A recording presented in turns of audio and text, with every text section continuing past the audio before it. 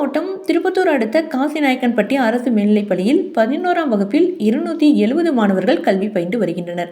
இந்த நிலையில் IAS, IPS, MBBS, pilot, செவிலியர், வழக்கறிஞர், நீதிபதி, தொழில் முனைவோர், மென்பொருள் பொறியாளர் உள்ளிட்ட பல்வேறு உயர்கல்வி படிப்பை படிக்க விரும்பும் 11ஆம் வகுப்பு மற்றும் 12ஆம் வகுப்பு படிக்கும் ஏழை எளிய குடும்பத்தை சேர்ந்த பள்ளி மாணவர்களுக்கும் பொருளாதாரத்தில் பின்தங்கிய மாணவர்களுக்கும் நான் முதல்வன் திட்டத்தின் கீழ் பயிற்சி அளிக்கப்பட்டு மேலும் பள்ளி படிப்பை முடித்துவிட்டு உயர்கல்வி படிப்பை படிக்க செல்லும் போது பல்வேறு உதவிகளை நான் முதல்வன் திட்டத்தின் கீழ் பள்ளி மாணவர்களுக்கு அரசாங்கம் சார்பாக வழங்கப்பட உள்ளது.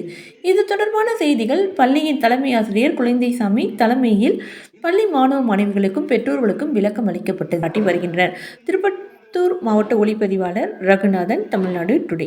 அந்த நான் முதல்வன் திட்டத்தின் மூலமாக இன்றைக்கு தமிழ்நாடு எங்கிலும், அதாவது பொருளாதாரத்தில் பின்தங்கிய அத்தனை குடும்பங்களிலிருந்து வருகின்ற படித்த பட்டதாரிகள், படித்த அந்த குழந்தைகள், அது ஆணாக இருந்தாலும் சரி பெண் பிள்ளைகளாக இருந்தாலும் சரி, அதாவது ஒரு நாமக்கல் ஒரு பாப்பா பேட்டி கொடுத்தாங்க. நானே பார்த்தாத அந்த பேட்டி என்னன்னு சொன்னா, அவங்களுடைய பெற்றோர்கள் சாதாரண தினக்கூலி கார்பெண்டர்னா தச்சு வேலை செய்யறவங்க. அதான் நீங்க பார்க்கலாம், என்னாலே முடியுன்ற ஒரு எண்ணத்தை உருவாக்குறது தான் இந்த திட்டமே. அந்த பாப்பா கல்லூரி படிச்சது, இளங்கலை, முதுகலை, அதுக்கு அடுத்தபடி என்ன செய்யறதுன்றது தெரியாம நாம இந்த குரூப் TNPSC எக்ஸாம் எழுதலாம், சிவில் சர்வீஸ் எக்ஸாம் எழுதலாம் என்ற இலக்கோடு அந்த பாப்பா வந்துச்சு.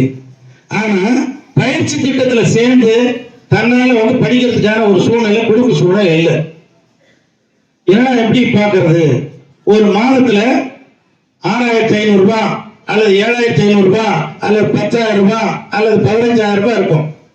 இந்த 15,000 என்னுடைய பெற்றோர்கள் எப்படி கட்டுவாங்க என்ற ஒரு மன கஷ்டத்தோட வளர்ந்த ஒரு பாப்பா தான் அந்த பாப்பா.